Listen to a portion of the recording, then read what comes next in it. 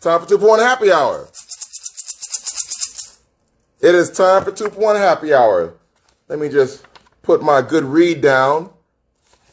How's everybody? Are we ready? Hold on.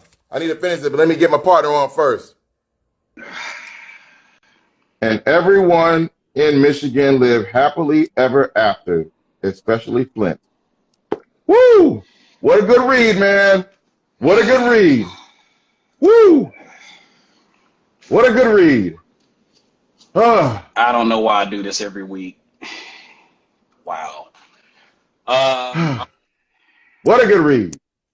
What's going on? What's going on, everybody? Welcome to another exciting adventure, another exciting week. 2-for-1 happy hour. Don't know what he's on, but we get it. Tonight we're gonna have a great guest on tonight. We're gonna get to him in a second. Even War. I should have told you before, but hey, even War. College nostalgia. How dare you?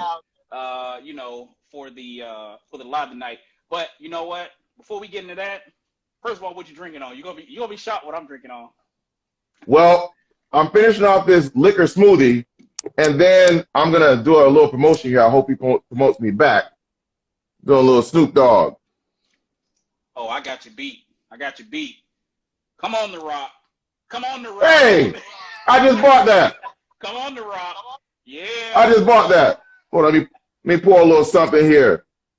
That better not. Look at that. Wow. Anyway, this sound says almost Friday.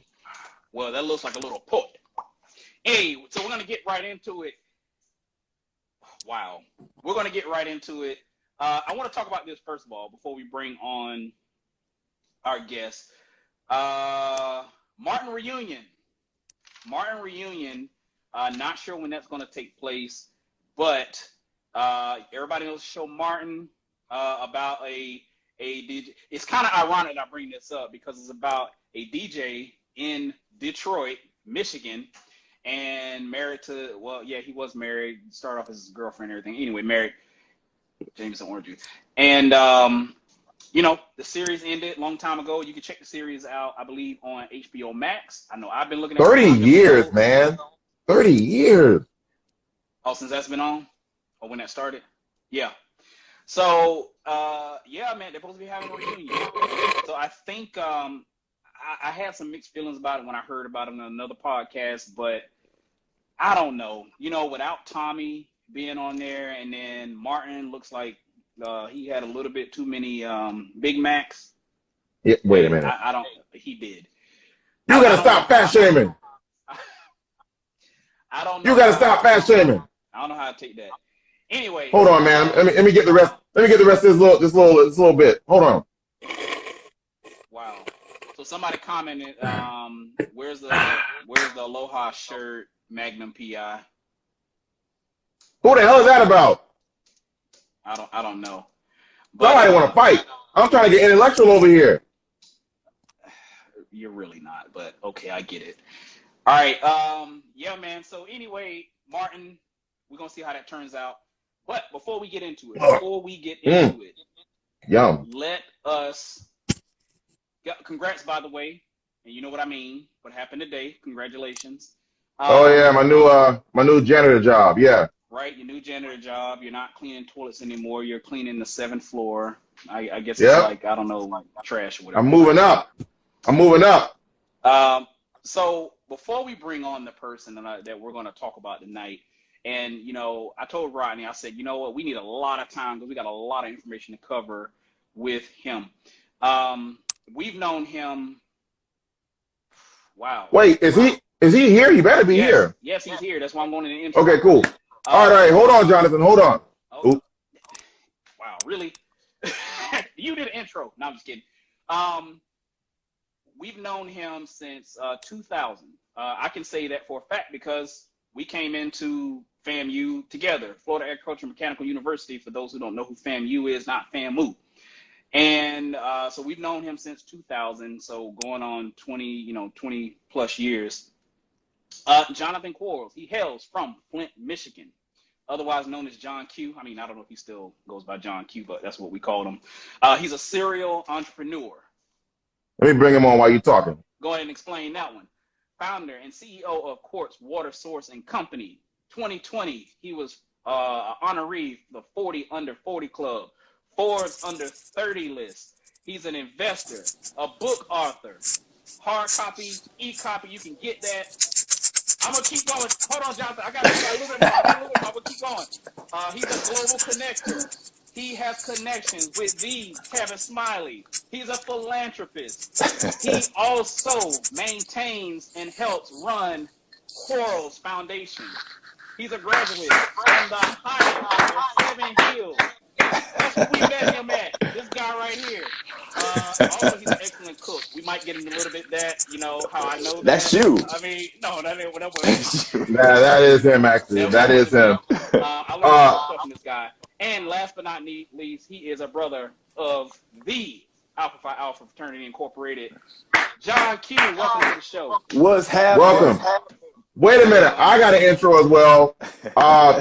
Before I go in, so I was older when you guys came into the scholarship house, and I remember there was just a different aura about you. You weren't the typical you know, person like the rest of us. Like, you know, hey, drink this, drink that. Come on, look at all this, whatever. And you know, you weren't that person. And you know, still, I always say when we went to the scholarship, whether it's the women or the men, the young men. It was always like a fraternity, you know, always loosely a fraternity. And I remember, I think I told Jeremiah to tell the story. I remember somehow they made me the president of that house. I think they felt sorry for me because I was graduating. I don't know why we did that. And I did not know how to lead.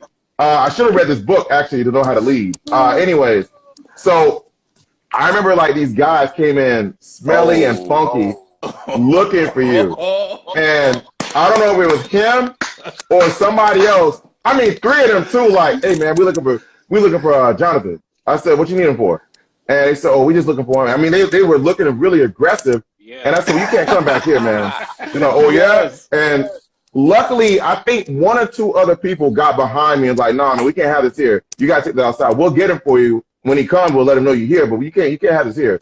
Oh, all right. And they went outside, and my heart was like, you know, but I was playing it very, very cool, you know, so you handled it. It was your business, and you handled it, and no one knew what was going on with you, but, you know, obviously I was part of, you know, the organizational thing, so, but I'm going to let you take over. This is a great book. I am in the middle of chapter 4, unfortunately.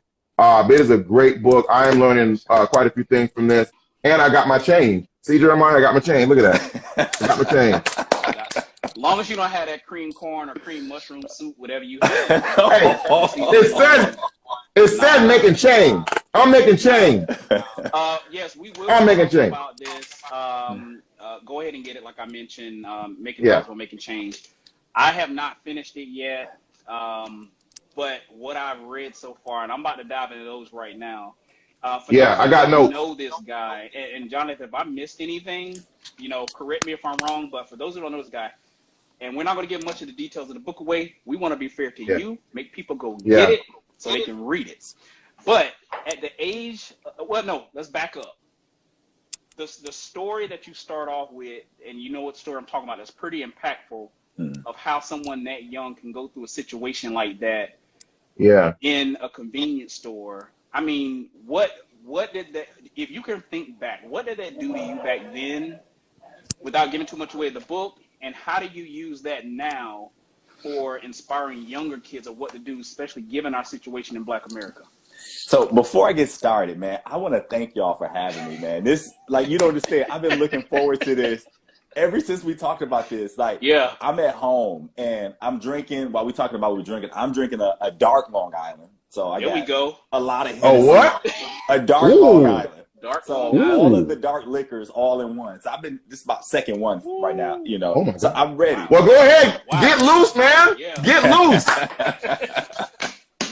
I got the dog in me. Sorry, Q's. Man, I'm glad. So Faraji, I'm glad you started off with man. I remember that day, and I'm gonna answer your question, Jeremiah. But I remember that day, man, when some people thought they were brave, man, and they tried to come into the scholarship house. They thought we were like nerds. Yeah, well, we kind of were, but yeah, we were like live nerds. But I mean, it was to the point where I was just like, I really saw the brotherhood, man, because you know they were trying to kidnap me. Yeah, they were trying to kidnap me, and that's like a whole thing. You know, everything is like a pledge or a haze in HBCUs. But but no, man, people were like ready to get like for real, like scrap, and I was just like, oh, they were antsy. They were antsy. I mean, they were literally looking past me like, hey, you back there? You back there? I'm like, hey, man, I don't know, but you can't come back here. But I'm saying, like, everybody in our house, though, was ready to get down. And I was just like, yeah. Can I cuss on this? Can I cuss on this? Yeah. Oh, hell yeah. Okay. Yeah. I was like, this one right here is Mr. Motherfucker. He always curses. Well, look, at that moment. Up there, no. I keep it civilized. I tell you, man, like, at that moment, I was like, I fuck with these guys hard. I really do. I fuck with these guys hard. Yeah. And, man, it's so much fun, man. And I'm happy to be here. Trust me, man, because today is my Friday. I'm actually about to get up out of town tomorrow. But I'm about to, today is Friday, so I got my dark Long Island. I'm with y'all, so we about to laugh and have a good time. Actually, before we move on, let's back it up a little bit because we mentioned scholarship house. A lot of people, they don't know what we're even talking about. So for those who don't know, there are certain Southern Scholarship Foundation actually blessed us earlier in our college careers by providing scholarships and housing for basically for free, but it was at a reduced cost. And I mean, I was there for 3 years. I mean, you were there the whole entire time. Rodney, you were there for 4 or 5 years. Three. Whoa. And basically, it's a house where you have 17 guys in it, and one of the guys is a head resident. Yeah. And so FAMU's campus has 3 of those houses. One is the night house, which is the guy house. The other one is Florida Retail and Enhancing, which are the girl houses. And there's some other houses at UF, FSU, around the country. Yeah. But it's not strictly for FAMU though. Like if you went to FSU or whatever, you can actually get housed there too. Good so point. Yeah. No, it was great, and I was very glad to be there. I know when I had my little incident, a lot of people were mad because they came in, and they came in, and I mean, you were there when Greg was there, and Greg was like, I guess my big brother, and I mean, it held as a teenager still. He was like, well, what happened, cuz? Ain't nobody stand up for you? And I'm literally trying to hold back tears like, I'm good. No, man, nobody come. Everybody was in class. I'm literally about to cry, but he's like, oh, that's messed up. He banging walls, going down the hallway, going down the whole hallway like, there's a bunch of holes up in here. Damn. But I'm like, nobody was there, man. It sounds like they came. Yeah, everybody was in class. So it was all right. I got a couple lumps in my head. It's okay. Yeah. They actually pressed charges on them. I'm glad of that, too. But anyway, and kick the girl out. But we're going to go past that. Man, I'm good. Yeah.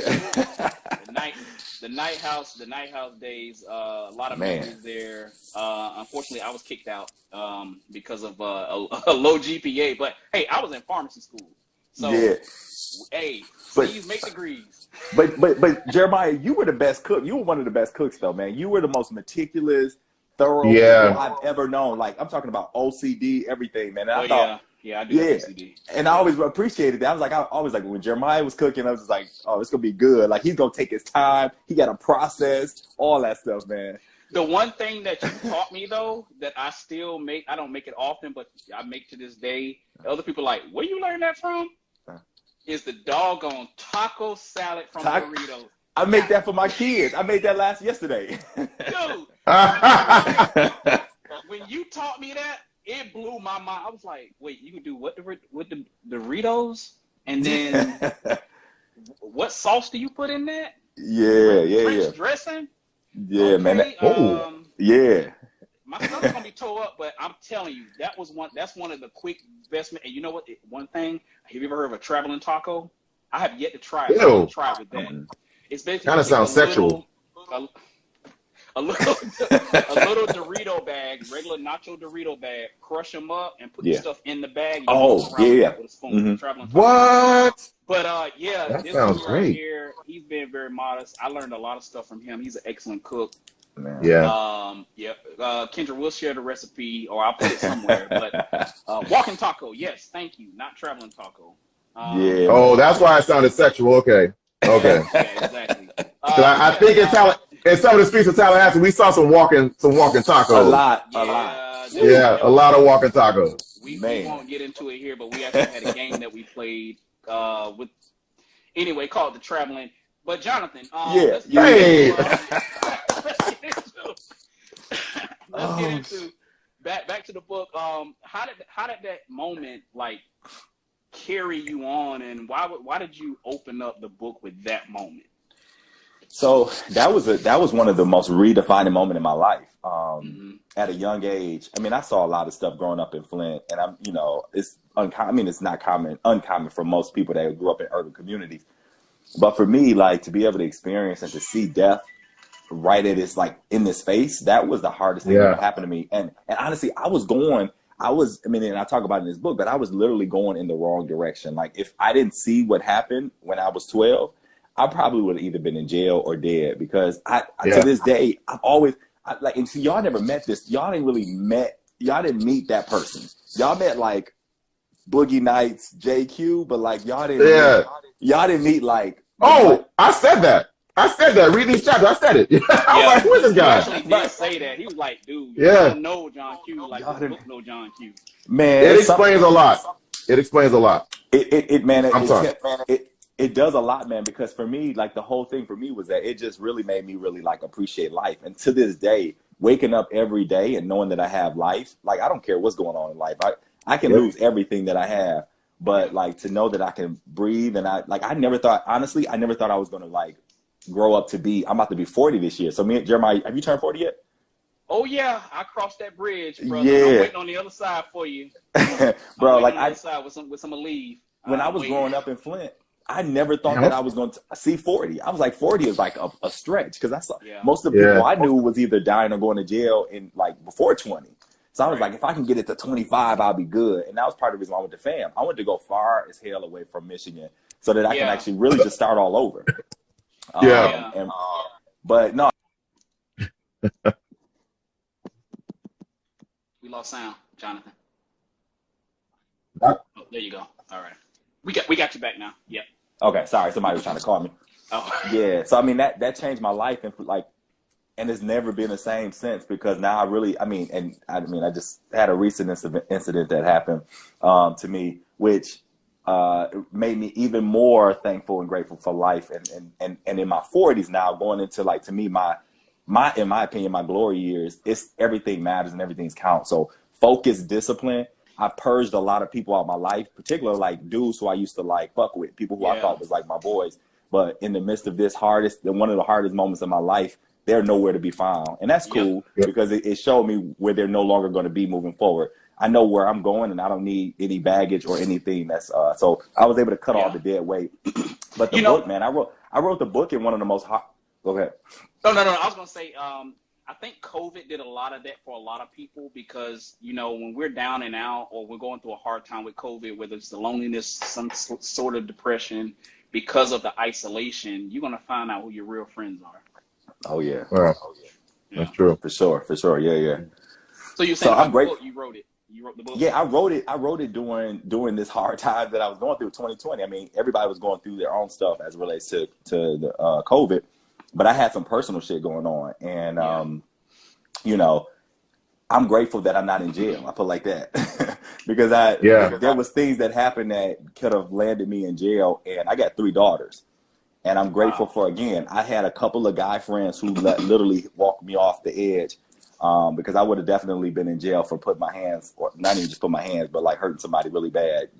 Probably would have been gone. Wow. And that's the thing, like, growing up where I come from, like, there's we live by principles, right? And when you got certain guys, certain people that break rules and principles, you get handled a different way. So I don't care. Like, I mean, I've been out of that lifestyle. I'm not trying to say I'm gangster or nothing like that. But there's core values that you just never cross. And a certain person in particular crossed that. And, I wish him well, but, I mean, he's very lucky, that I had a praying grandmama, and I had, my real brothers that really, like, walked me off the edge of whatever. So, but nah, man. We got a question. Yeah. We have a question. Is the book on audio? I don't. And where can you find it at? It was an ebook, but I mean, there's an ebook version, but is it on audio? It's not on audio. I want to say yet, but it's not on audio. So you can get it on Amazon. You can get it on Barnes and Noble, and you can get it on Walmart.com. And so, so we just did a re-release the end of December in the anniversary, actually the launch of for the family foundation that we started, the Quarles Foundation, which was in honor of my father, which is still alive. But we did the re-release on that day. So all of our proceeds for the re-release is going to the foundation. Look, tell your dad, since he's still alive. You remember my father? Y'all remember meeting my dad? I haven't met your dad. I don't. But I remember meeting him through you, and I know that's kind of cliche to say, but I remember you saying that, my dad taught me a lot about how to cook. I'm like, oh, okay, cool. But in the book, you mentioned your dad, especially in chapter 2, about what he taught you, and that's going to be going into my next question. Yeah. Starting off at the age of 8 years old. Yeah. My son is 8. No. He's turning 8 next week. Next Thursday, next Wednesday, he'll be 8 years old. And so is mine. Okay. Sorry, my imaginary son. Sorry, my imaginary son. Well, you might have one. Right? No. I think I might be sterile. I don't know. I can't think of him starting a business. He's smart, intelligent, all that kind of stuff. But you started your business based on values that your dad taught you at 8 years old. And shortly after that, I just kept reading. I'm like, wait, did he just capitalize on getting the staff? Did he just, I'm like, wait a minute, hold on. He just pointed the market, and he's still in high school. That's crazy. Yeah, that was my thing too. And I was reading a lot last night, and that's what got me. And last weekend, that's what got me is that the whole broken vending machine you were talking about. And how you turn that stuff in the supply and demand. Yeah. And I would have never thought that at 12 or 8 or anything like that. I would have just been like, I probably would have eaten the candy or bought in bulk and eaten it myself instead of like having a staff. That was a great mindset to have, at your young age. Yeah, well, even at 8 years old. At that age and growing up in that environment that he first started off at the book mentioning, and then he went a different path. Yeah, and so I'll say this though, like how I define entrepreneurship, which how my dad taught me, but like I always had a natural knack of like, to me, an entrepreneur is nothing more than just a problem solver, right? You figure out where's the problem and then you got to create a solution that can potentially be monetized, or really not potentially, it should be monetized because it ain't a business if it ain't making no money. But my dad continued to teach, he taught us that. And part of the reason why he taught us that is that we grew up in poverty. Like we were poor. I didn't realize how much my mom and my dad, which I was fortunate to have both in the house, I didn't realize their combined income was, I made more than them when I was in college and all of the business ventures that I had in college combined. And I never, because we never talked about money in my house. We just talked about, we talked about love, taking care of each other, service. My dad was big on service. To much is given, much is expected. Dad never talked about how much money we have. We didn't drive fancy cars and all that kind of stuff. So I didn't care. To this day, I don't care about that stuff. I don't care about nice cars. Now, I do want to have houses. Like there's certain luxuries that I do want to have. I want to have houses throughout the world, but not necessarily fancy big houses. I just want to have somewhere I can just like crash and move. I want to have a private jet because it's just more convenience. And then I want to have I want to have a private driver, which I've already have. And then I want to have a full-time. Whoa, hold on, back up. Say that again. Well, now hold up. I got a private driver too on my app for Uber and Lyft. Same thing? No. Same thing? So look, so what happened was, let me tell you. So I have a driver. When I first moved to Detroit, I actually had my own driver because it's just, I hate driving. I hate driving, man, to this day. That's why I've never lived too far from where I've actually worked. I've always lived within a mile or two. And to me, I feel like it's just super unproductive because while I'm in the car driving, going from place to place, I could be in the back seat on the computer, doing stuff, calling stuff. So to me, it's a convenient, to me, it's a business thing. And I need more write-offs. When you get to a certain point, See, hold on. This is tax season. Yeah, it's tax season, man. What he talking about right now, I don't know if y'all caught that, but read between the lines. Driving, he's losing money. Yeah.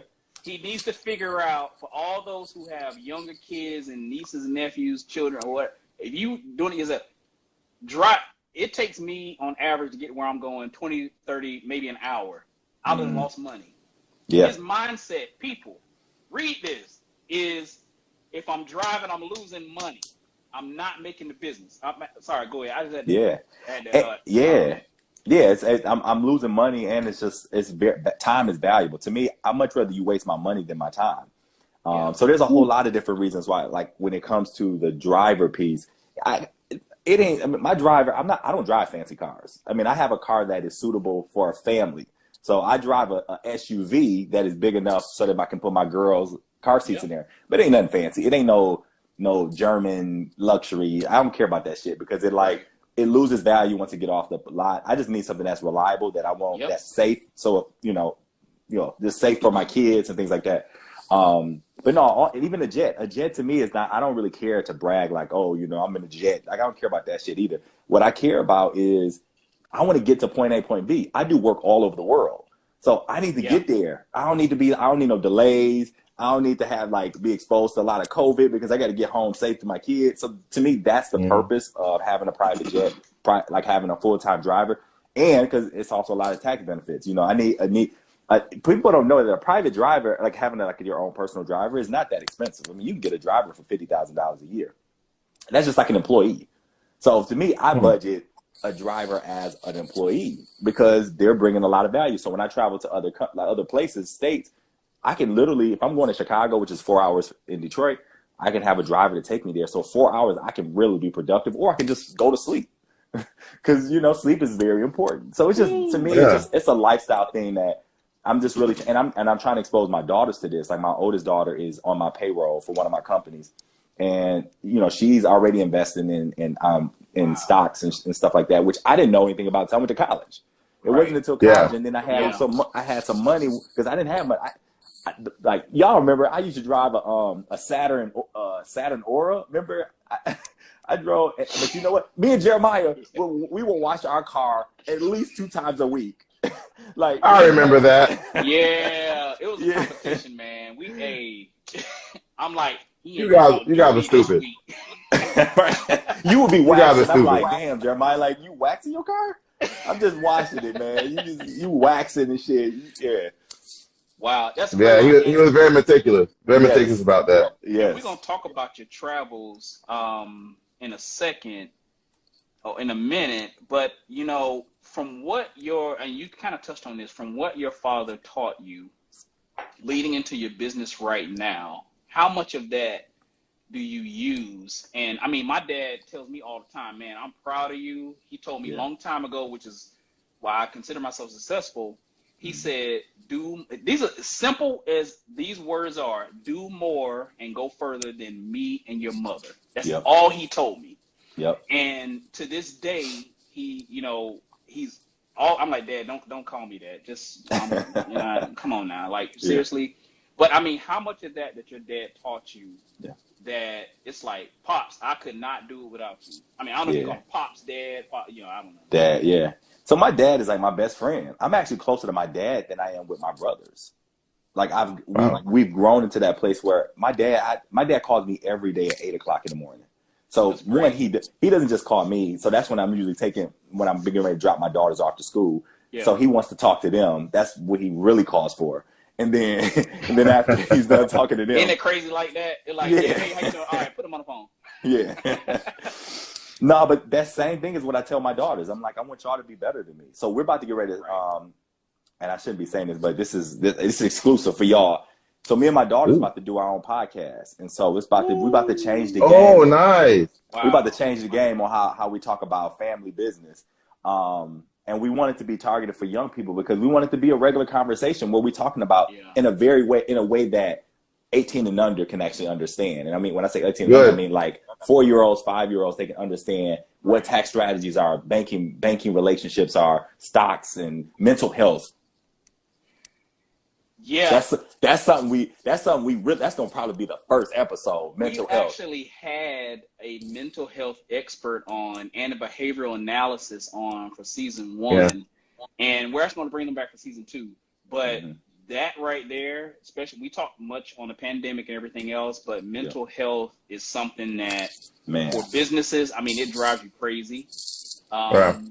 If your dividends or your profit margins don't come in, your return on investments don't come in, I mean, yeah, it'll get to you. But outside of that, outside of work, people have a personal life. If you're all work, never personal, you're gonna go crazy. Yeah. And I mean, we're seeing that now. We're just, people are living on social media, and there's people getting bullied. There's people going through a whole lot of shit. You know what I'm saying? And it's, to me, I never really understood, and I used to be married to a mental health professional. But even then, I never really understood the importance of mental health until I had to actually deal with myself and all of my past trauma that I never dealt with. Like, I mean, to me, that's one of the greatest gifts that my previous marriage ever gave me, was something that I had to force myself to look into and look within. And so with that, I mean, I'm a way better person now. I'm a better father. I'm a better human being because I'm actually doing the work. And I have people in my tribe that is holding me accountable. Right. That's making sure that, Jonathan, like, have you talked to your therapist this week? Like, what's good? Like, we have this thing called Conception, which is a brother named David McClure who owns the first ever mental health gym. So, you think about like health gym where you do like circuit training, things like that. There's circuit training for like mental, like sound waves, mental balancing, all of that kind of stuff that really helps us. On top of the things that we do from a therapy standpoint, which I'm a big advocate on therapy. I have like 3 therapists at this point. Wow. But man, I mean, I probably need one. Everybody does. So that's another thing. So one of the things that I've been working on, and I thought I would have had it done by now, but I had some interruptions in life. But I thought I was going to have my entrepreneur curriculum created. And in that entrepreneur curriculum, I wanted to have a mental health component. That's what they should be teaching in schools. That should be a standard curriculum from K through 12. We don't talk about it. Remember, we used to have home ec. Like, we don't know how to cook, and we don't know how to farm our own. Well, my yeah. And like farming our own food, making sure that we looking, like breathing. My daughters does yoga. Like every night when they go to sleep, we do meditation, and we do my kids can talk to you about chakras and it's funny because I'm learning stuff from my oldest daughter, and I'm like, what do you know? She's talking about something. Daddy, I'm doing Reiki on myself. I'm like, who's talking about Reiki? Yeah, wait, Reiki. I've heard of that before. Someone mentioned that. What is Reiki? Reiki is like essentially like channeling energy in your body. Mm-hmm. First of all, you got to be trained. So my daughter told me she's doing Reiki on herself. I'm like, okay, I know she's really smart, but I'm like, you ain't been trained, so you don't know how to do Reiki on yourself. But she understands the concept, and it's just really finding out where there's dysfunction in the energy in the parts of your body based upon feel. So it's not a massage, but like people literally who are trained can do this around and like touch. Yeah. Okay. Wait, someone said season them babies. Oh wait, sage them babies. Sage them. Season from it went up. I saw an ad. It went up. Dottie. Sage. Sorry, sage. No. Okay, I'm sorry. Sage them babies. Emily said definitely. Yeah, sage, not season. Sage them babies. Yeah. Reiki. Sorry, I spelled Reiki wrong. Reiki. That's nuts. Yeah. That's crazy. Now, it's good that you're touching them this early to get them in the right direction because someone touched you and you're just carrying on that tradition. Love it. Yeah. Man, it's everything, bro. Like, seriously. And this is and I talk about this very specifically in the books. I don't know if y'all got to that point, but that is probably one of the most important parts of the book, Making Dollars While Making Change. You can't do anything. I don't care if you're in business. I don't care if you're in corporate. I don't care. The thing is, the book is for game changers. So I didn't want to limit it towards, hey, RJ just joined. Jay, what's up? That's my sister. Oh, RJ. What's going on? Hey. But no, you can't do anything in life without really making sure your mental health is in place. Trust me, because the reality is, I remember I used to have this mindset where I come from, like everybody hustle and illegally hustle. So with hustling, you're like, oh, I'll sleep when I die. That was my mindset in college. I was like, you remember, I used to hang out. Yeah. I used to hang out. I never saw you. I'm like, did this dude study? I know he in SPI, but I never see him.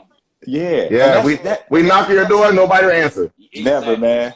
I mean, you and a day out just partying. And sometimes I was like in other places. You know what I'm saying? We.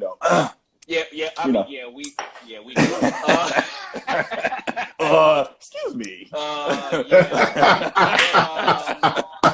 Hey, Rodney, go ahead and pin the title of the book in the chat. Someone asked okay. Pin the title in the chat. But yeah, the I'm going to get there. It's called Making Dollars. Making more dollars. No, not while making change. Oh, sorry. Don't look that up. It's not Making More Dollars. Yeah, it's probably Creflo Dollars book. So, you know, I want everybody to go out to get the book. You know, there's a lot of good insight in there just from the few chapters that I've read so far. And I'm excited about the rest of the book. But me too. You mentioned travel, your jet. Ryan, try to pin that in the comment though. I'm trying. There. I think you hold it and then it'll say pin comment and then you pin comment. Travel. So yeah. I know you move around a lot, and this is going to tie back into some of your business ventures, especially Quartz water source. Mm-hmm. And no, I'm not going to buy you the book, Dottie. You're going to have to buy the book, damn it.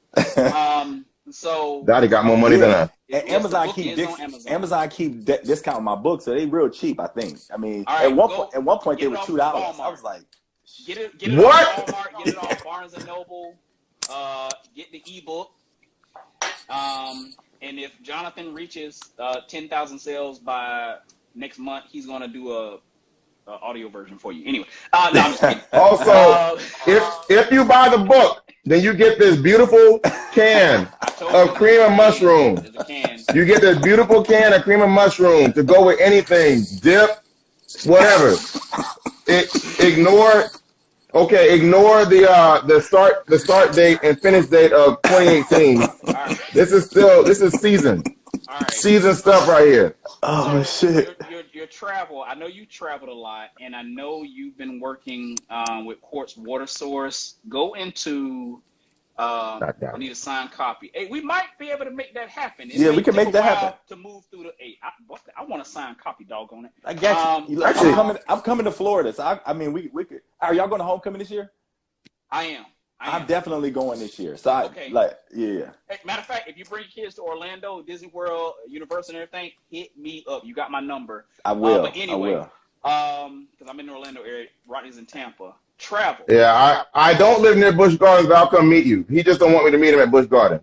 He's never come every time I invite him. But that's not true. Looking at your travel, I know you've been traveling all over the world. You had this project that you were working with Flint, Michigan, with their water. Everybody knows what happened. Well, I hope everybody knows what happened with Flint, Michigan. I think that's big news if you don't know what rock you've been living under. But the water issue in Flint, Michigan, Quartz Water Source, just tell the people about that organization. So I think even before Quartz, so for me, I'm going to be, not I want to be, I'm going to be a U.S. ambassador one day. So I'm putting that in the universe, and I'm going to manifest. That's going to manifest at some point when it's needed. But in the midst of my travel and the work that I was doing, I'm doing work in like 7 different countries right now on my consulting business that I have. And in one of the trips that I went to, which was in Israel, most people don't understand or know that Israel is actually one of the leading pioneers for a lot of innovation that we experience, whether it's in cybersecurity, water technology, all kinds of things around defense. Because if you're really following what's going on in Israel, and so I learned about atmospheric water generation in Israel. And so when the Flint situation happened, I met a company that I was actually introduced to a company that had an atmospheric water generation kind of product, and they were wanting to do some stuff in Flint. So it started off as just a thing where I was like, okay, I'll make an introduction and I'll help you all get kind of integrated because I just wanted Flint to be taken care of. And then, long story short, after kind of digging in with my team, we started realizing that this is not even just a Flint issue. This is an issue that's happening in the world. By 2025, or actually no, 2050, water is going to be the single most important issue in the United States. So we're not a third world country, but the access to clean drinking water, or, you think about California that's in a drought right now, that's been consistently in a drought. You got places like small communities throughout the United States that does not have access to clean drinking water, but they don't have the money to fix their pipes. In Detroit, we have some places that have wood pipes, wood pipes. Yeah, I mean, this is old infrastructure. Older cities have a lot of just bad infrastructure, so it's susceptible to like lead poisoning and all contaminants and things like that. So so the technology, we don't own the technology, but we have we have partnerships with technology owners where this water is basically made. It's almost like a very sophisticated dehumidifier where you can get water from the air, from the condensation, and it goes through like a cleaning process, and then the output is then mineralized. So you literally can put these things in the middle of a desert and it can produce water. And it doesn't have to be plugged in. Some of them can be solar, some of them can be plugged in. There's all kinds of technology in the world with these kind of solutions. Like I said, we're not the owner of any of that stuff, but we want to make sure that we like communicate and evangelize this to all the communities that's needed. What we do that is different from most people is that we have, it's like a water insurance policy. So what we found during the pandemic was that most communities that needed this technology couldn't afford to pay for it. So we were like, our whole premise is we're about water to the people. That's like, we have a whole donor advised fund that's called Water to the People. And we wanted to make sure that that wasn't something that stopped people from getting access to clean drinking water. So we created our own kind of water policy, insurance policy, but we're not an insurance company, so we can't call it that. And so, yeah, it's just the idea of just getting water to people. And it all stemmed and was inspired by the Flint water crisis, which I'm from Flint. But now it's just something that we're going to do all over the world. So we're excited about that. Great. That's great news. Yeah, I mean, it's funny when I hear Flint, Michigan, and the thing that happened with the water over there. I was like, dang, Jonathan. It's like, every time somebody mentioned Flint, Michigan, or Michigan, period, the only person I think of was Jonathan. I'm like, dang, it can be Albuquerque, Michigan. Dang, Flint, though. You know, I don't know if that's the city or not. But every time something comes up with Flint, I knew you were going to be instrumental in giving back to the people, just because, you know, how we interact with Scholarship House. Yeah. Some of the current endeavors that you're doing right now, I mean, what are some of the things outside of Quartz Water Source that you're doing right now? Some of the things you got coming up. I mean, if you don't want to, you know, leak it now, I mean, that's good. I saw something where you were kind of concerned about what's going on with the issues in Ukraine and Russia, and about, you know, I saw about the travel and everything that you had intended, but I mean, the reach that you have, what kind of endeavors are you looking into? Yeah. So, I mean, again, like I said, I am truly, I've always been this way. I just didn't know what the name was. I've always had the mentality of a diplomat. And so it wasn't until I realized, I was like, oh, wow, that's actually, people actually have jobs that's called like U.S. ambassadors and stuff like that. That represents, but I've always been a diplomat in my own community. So I was like an urban diplomat. Like for me, if you talk to anybody that's from Flint, I never had beef with anybody. And I was out, you can literally put me in any circle. Like I said, I used to be in a gang when I was younger, but to this day, I still have street cred, but then I don't have any enemies. Not because I'm just I'm just like everybody's friend and I kiss everybody's butt, but it's just like I always had this ability to connect to people and to be able to solve problems for people, because it's just like, it's all love. Like we all are human beings. And for me, I hate black on black anything. So like where I come from, I was always the person that used to like squash stuff. And now I can throw my hands, but nobody ever tried me because I was I heard. I love the fight. I remember reading that. I love the fight. I'm like, Jonathan? I do. What in the world? I just channel it. I channel it differently now. Like I used to fight a lot when I was younger, but I don't do that anymore because it's just, I mean, I'm too old for that. I'm not. And I got too much to lose.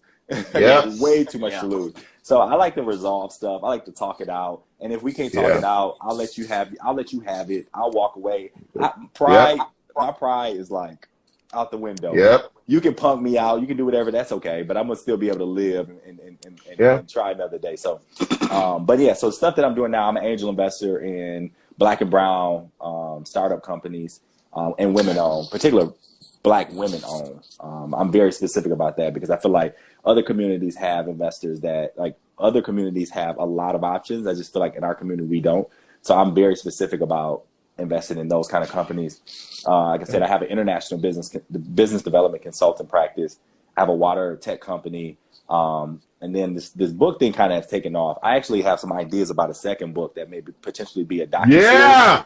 A docuseries that I'm going to be talking to another very famous movie producer that went to FAMU, which y'all probably know. Yeah. Wait, Martin Scorsese? Wait, Scorsese a rattler? Uh-oh! Scorsese a rattler! No! Oh. Wait, is he black? Rodney. All right, keep going. Oh, okay, sorry. I'll figure it out. I'll figure it out. I'll figure it out. Yeah, so I mean, that's like a bigger vision that I had. Actually, I wanted to do it this year, but I think I was being a little bit too aggressive. But I have another book that's in me, man, that's going to really talk about the importance of partnerships, man. And I'm gonna get a little vulnerable, man. But I guess some time needs to kind of go by before I actually kind of talk about that. But it's gonna be good, and it's gonna be it can potentially be a movie. So we work. I'm thinking through that. We got a podcast that I'm slowly kind of putting together right now with my daughters, and I'm super excited about that because we're about to change the game about how we actually do podcasts, family podcasts, and it's not gonna be corny. But it's going to be some really good, it's going to be informational, but it's going to be, my daughters are kind of like helping me with the vision because they know what it is they like to watch because my kids stay on YouTube. Oh boy. I mean, kids are like, kids are on YouTube more than adults, I think. Man. Yeah. Yeah. But it's going to be some dope shit. So that's what we're doing, man. I got an apparel line. It's called Nourish, which is it's our lifestyle brand for a quartz water source. It's called Nourish, and that's NRSH, and that stands for... Wait. Let me write that in. NR. Yeah. Say it again. If you go on our, yes, NRSH, Nourish. It's pronounced Nourish. And it's an acronym for nutrition, recreational, self-care, and hydration. So it's our water brand's lifestyle. So we have apparel. I love fashion. I mean, the shirt that I'm wearing, actually, I designed, and I can do cut and sew. I don't know if y'all know that, but I learned this after college. But I love fashion, and right now it's still a hobby because I don't make the money off of it. Wait, damn it! What's the S and the H? I just got it recreational. Self-care.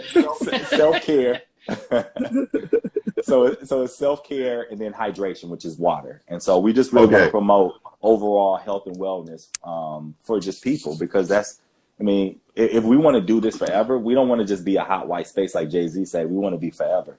And the way we do it forever, like right now I'm drinking, but what most people don't know that I've already had 3 of these. This is like actually 2. This will be my 3rd. I'll finish this before the night is over. So I've had over a gallon of water in my system, and I take care of my body. I mean, in my book, I in the appendix, I actually talk about specifically what I do every day.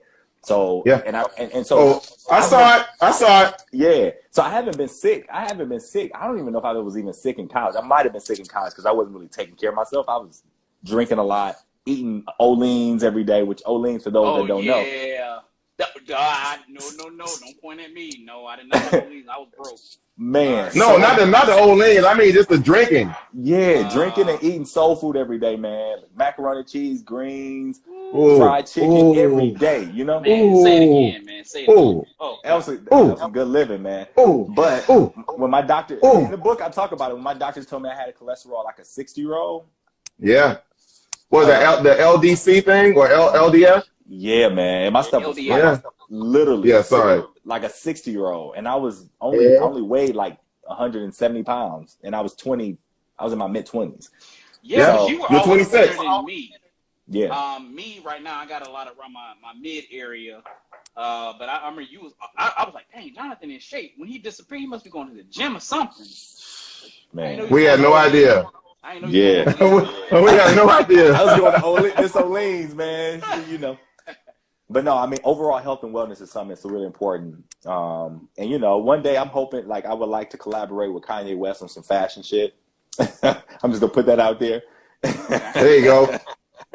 So I one thing that you mentioned a few minutes ago, and I just got one request outside of signing my book. I don't care if I got to mail it to you and you get it back to me. But if in that movie you need a pharmacist for like a scene where you want to get some gum or something out the pharmacy, just let me know. I'll be an extra. I'm doing it for free.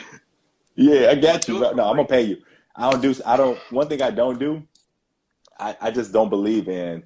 I feel like everybody should be eating. So I know you don't need money, Jeremiah. I know y'all good, but to me, it's just like the ultimate sign of respect is really to make sure you take care of your people and your family. Because when you don't do that, then you see what happened to well, I'm not even gonna say no names, but yeah. But I mean, the thing is, Rodney and I've talked about this a lot, and I don't even know who's watching, but I'm gonna say it anyway. I think it comes. Yeah, they're not even watching anyway. I think it comes down to support for what you're doing, and the people that you knew that may have not been there for you all the time, just supporting that effort, supporting that movement. I've been following you secretly on, Facebook, and I'm like, dang, man, me too. What y'all been doing? I'm a secret stalker. I've been a secret stalker for 3 years. And you joked about this a lot. We was like, hey, man, you know what Jonathan doing? Man, I don't know. He's too busy for us. And we'll see that not in a way like that, but we'll see that as you're doing a lot for the community you want to support, and we appreciate that. And it's kind of like, man, you're tiered up here, and we want to support whatever endeavors that you are supporting the community. That's why I said, man, hey, I'll be in there acting a fool, Rodney with a hat and the sunglasses. Yeah. We want to see who. These are my reading glasses. Those are not your reading glasses. The people that we know are doing the right things, we want to support them and making sure that movement is successful. And that's one thing we talk about all the time. Yeah. And how we're trying to build up our view class and who's looking and everything. Season 2. We just want to support your efforts. And that goes both ways. So for me, like I'm here because I fuck with y'all.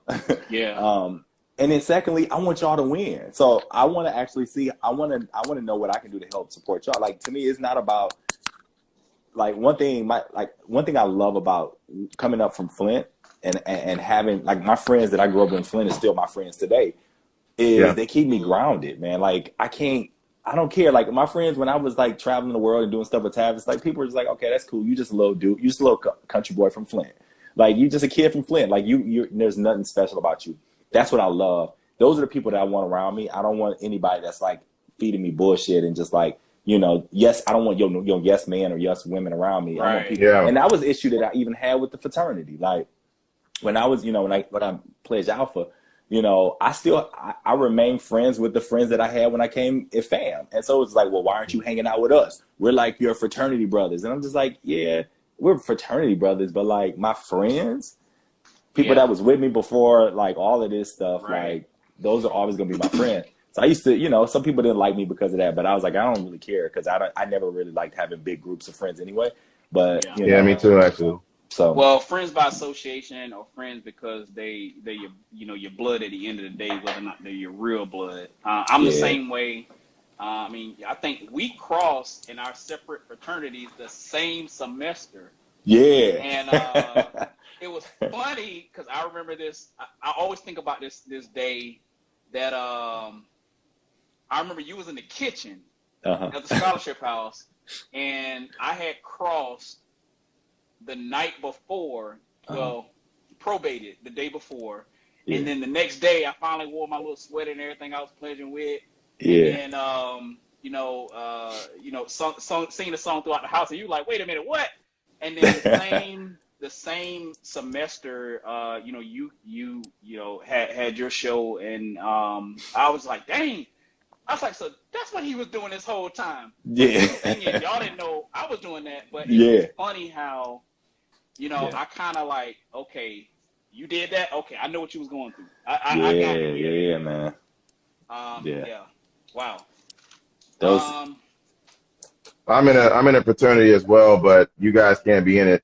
Me and the day started it. Darn it! It's an African thing. Beta Nigerians.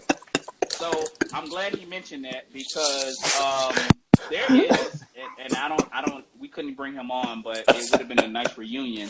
There's somebody. By the way, I love a day. I love a day. There's somebody that you mentioned in the book. Yeah, I mentioned him in the book. Yeah, you mentioned a day in the book. And like 8 pages. I'm pissed. He was. Yeah, I know, right? I'm like, you ain't forget nobody from Jacksonville, Florida. That's okay. But no, you mentioned him in the book, and that he was someone that you looked up to. The food. He was one of two brothers of destruction.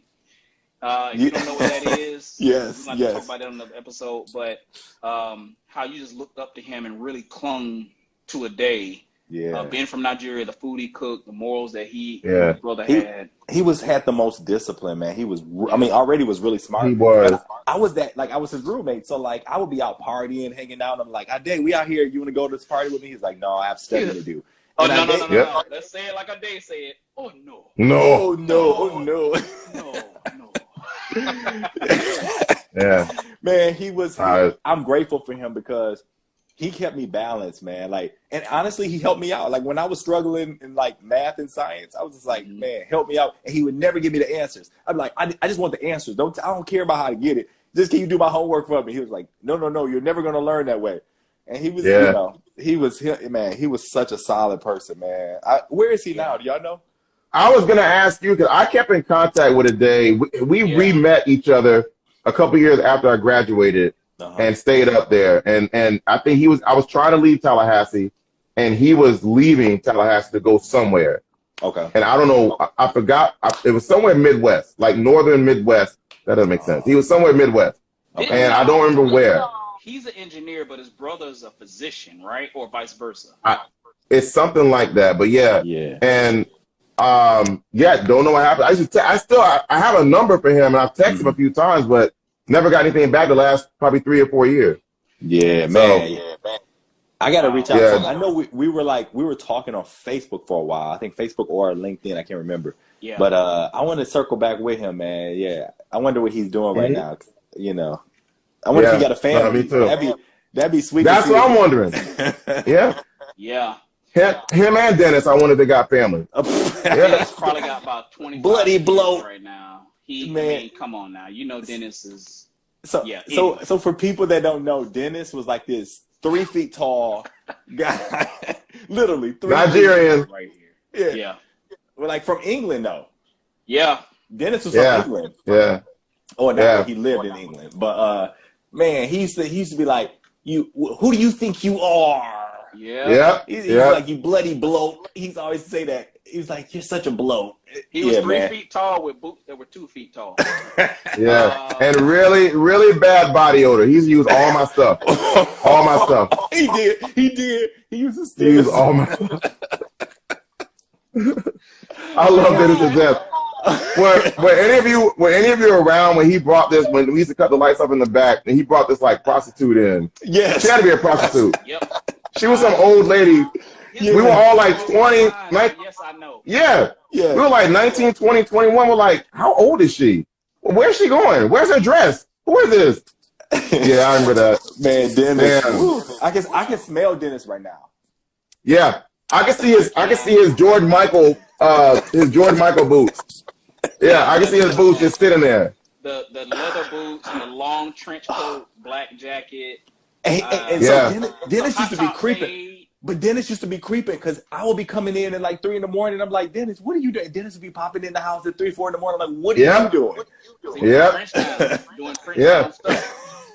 And I'd be like, and I'm like, Dennis, what are you doing? Fuck off, Rodney. Damn, dude. And keep walking. Yeah. Yeah, man. Oh man. We sad to say, but me and somebody else broke in his room because we kept wondering where that smell came from, and it was a combination of his shirts and his shoes.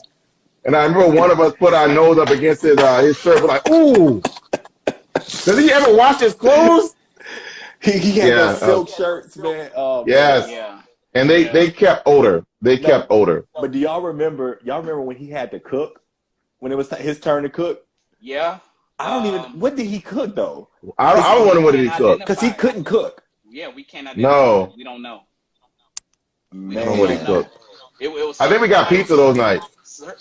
Probably. Certain nights, if you don't know from Scholarship House, that we like, hey, who cooking tonight? Who night is it? Oh, yeah, it's like we eating out. Hey man, you want to run to McDonald's right quick? I was good because I had Davis and the Haitian, so all I did was stir the rice. That's all I did. Stir the rice. Man. Wow. Oh, go ahead. Now, Davison and I, we keep in contact here and there. Davison lives in Apopka, but we keep in Apopka, Florida. Yep. Yeah, but he's a highly trained. Yeah, but Davis is a highly trained. What is it? Not salsa. What did he start? It's not. Dude, what is it called? He's a great dancer. I mean, Zumba. Davis. He's just like yes. That's his side gig. He's like some sort of like Zydeco. No. If you come down to Orlando and before Jamal moved to China, he actually visited Orlando. A lot of us met up with him and everything.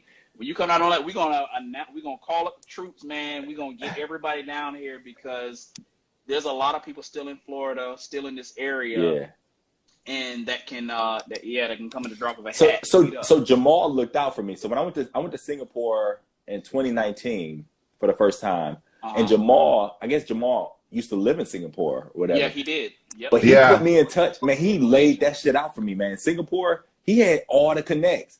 I mean, he had all the connects. No, seriously.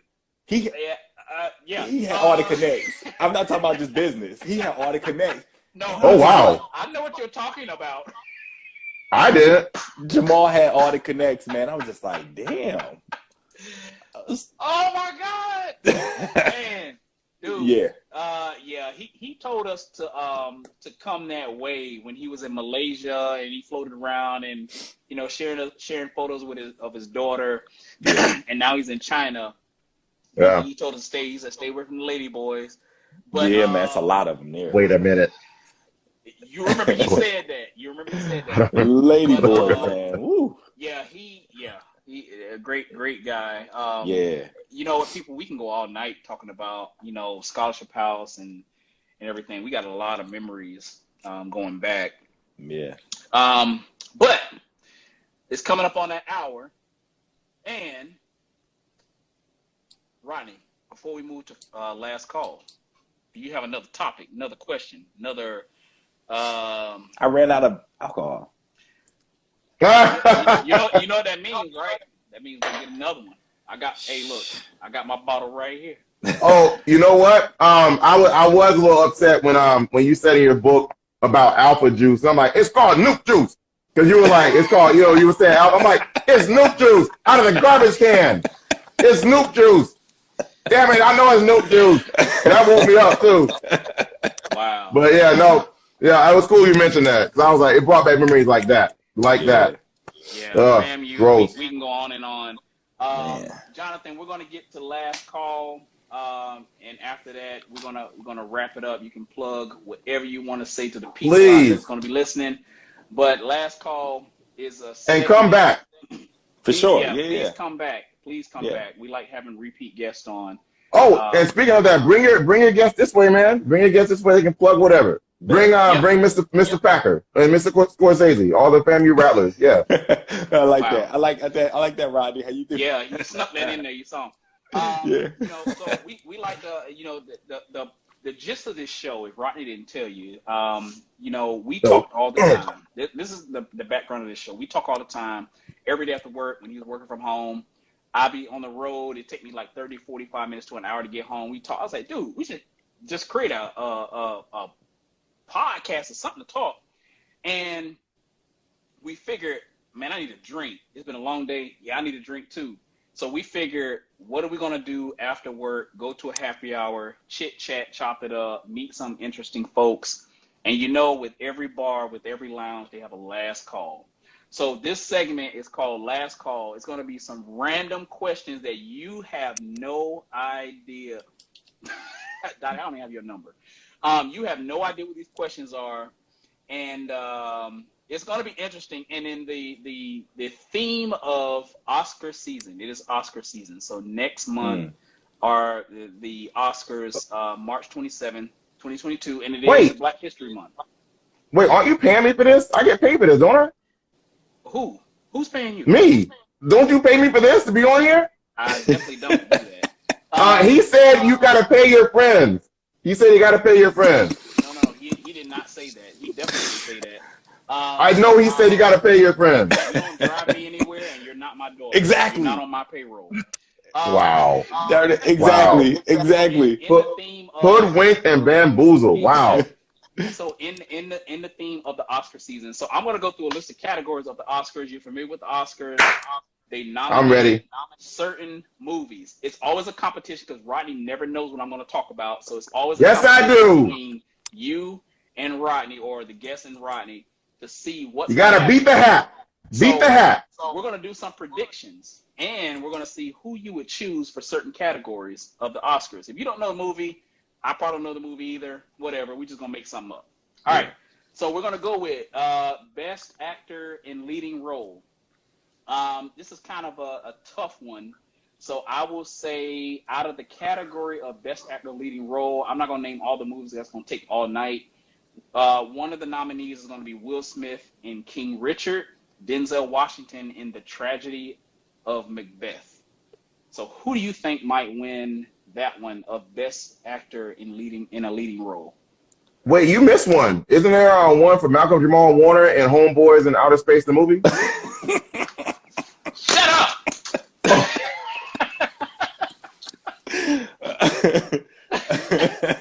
The Oscars Malcolm Jamal 2022. No, Oscars are 2022. Oh.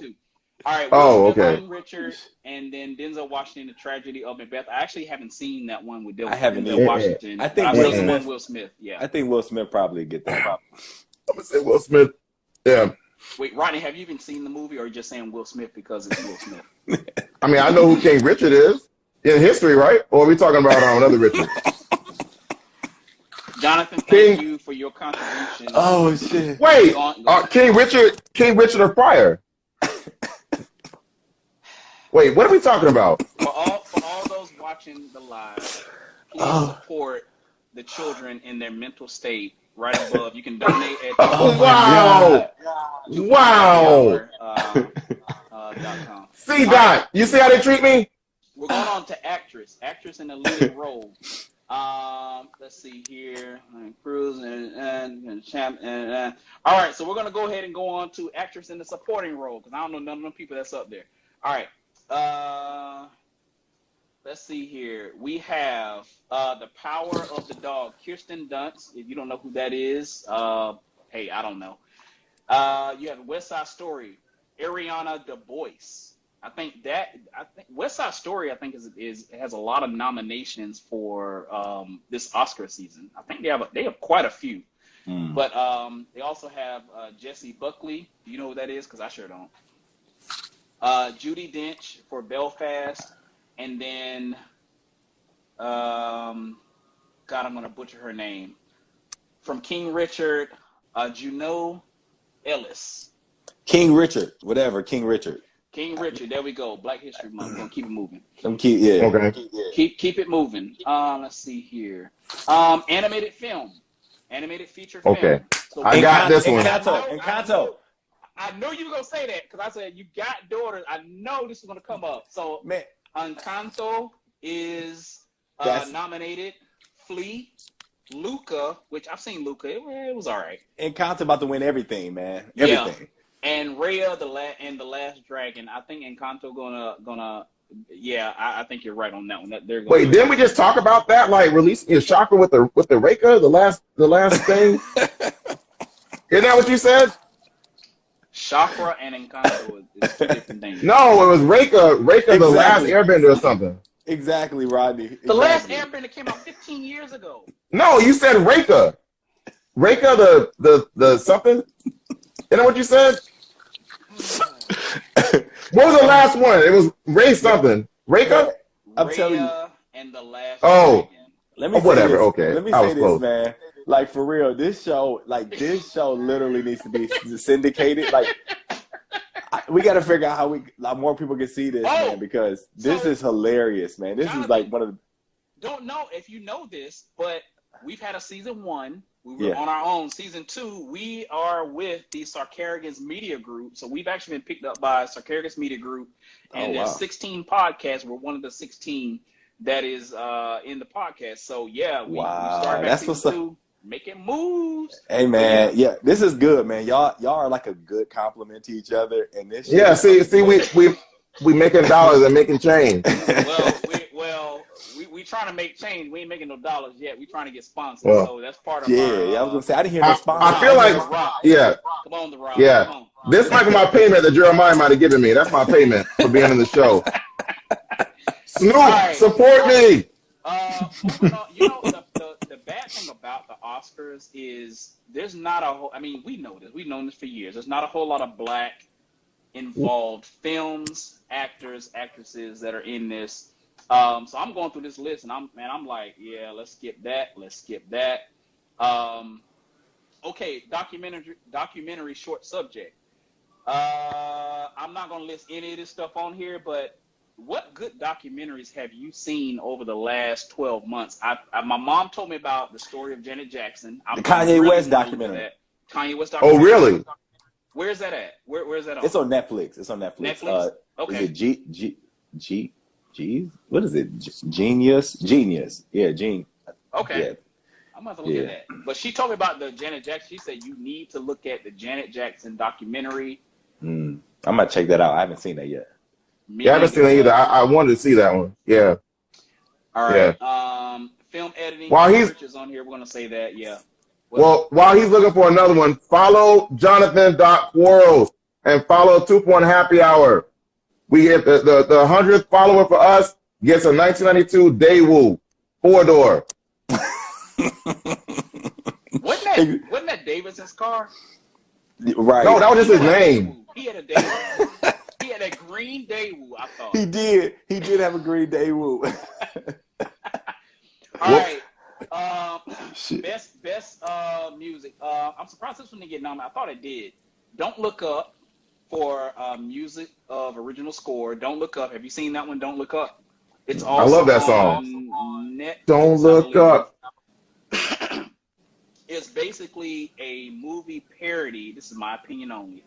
Movie parody of the Trump administration. So there's some kind of. I saw that. Yeah. Yeah. Okay. Mm-hmm. I haven't seen Don't that. Look Up. I thought you were talking about the song.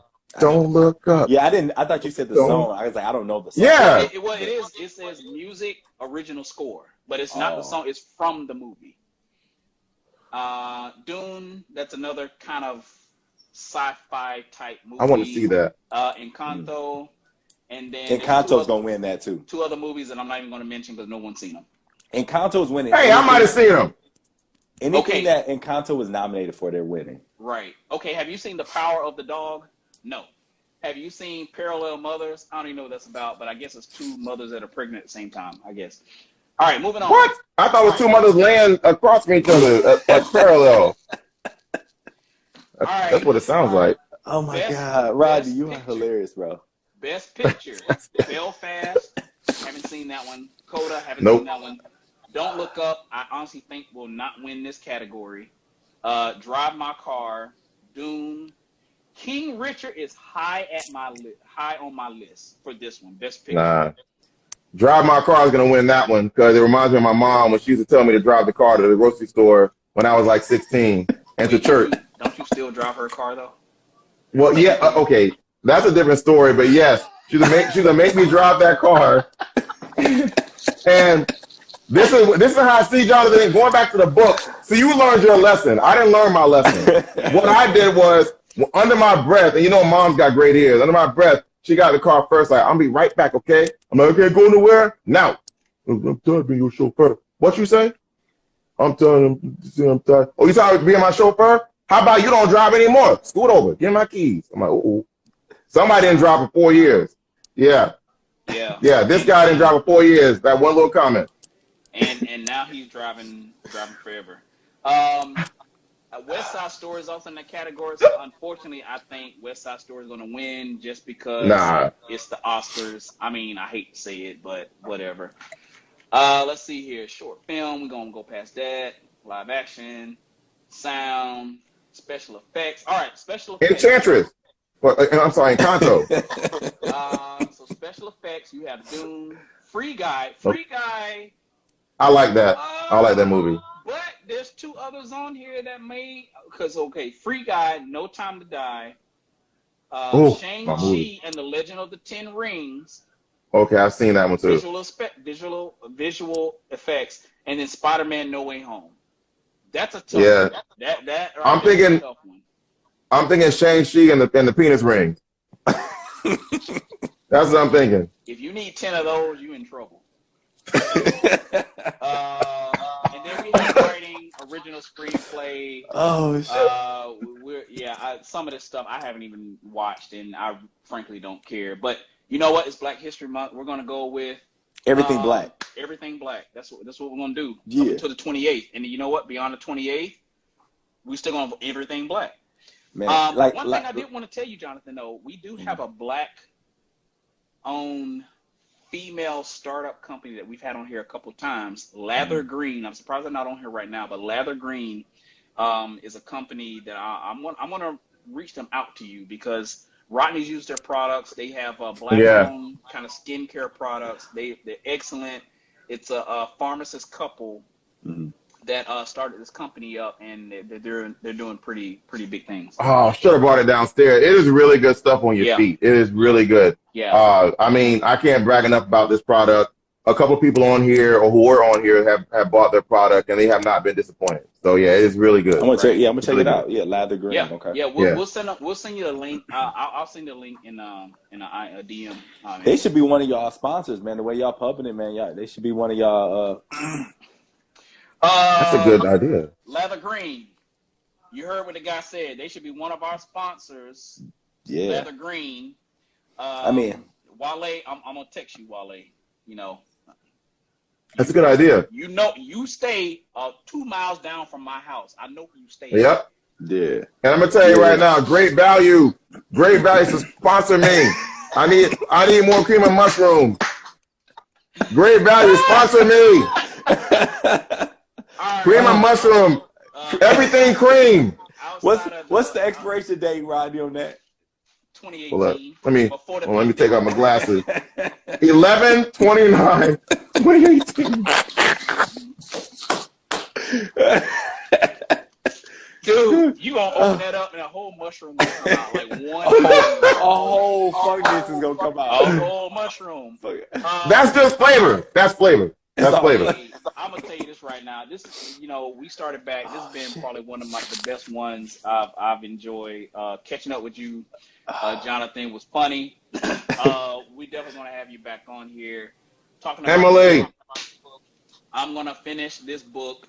I'm going to Atlanta next week, so I will be carrying this with me as a something to read on the plane, at the hotel, and everything. So I want to catch up to Rodney because Rodney can't outdo me. He's a little bit. I couldn't put it down, man. Once I got going, I saw about the shotgun and everything. I'm like, oh my god, and I couldn't put it down.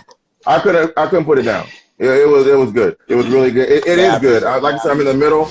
I put my book 69. I'm not being funny. I'm actually on page 69. No, he's being funny. Yeah. No, I'm really not. No, I'm serious, John. I got the elephant here. I'm serious. It just had to be ironic that it's page 69. I did not plan that. I really didn't. Man, let me tell y'all, I appreciate y'all, man. My stomach is hurt. I'm trying not to laugh so hard, but this shit was hilarious, and it was fun, man. Thank y'all, man. I appreciate it. Please invite me again. Next time, I'm gonna make sure I have a bottle and not just a glass.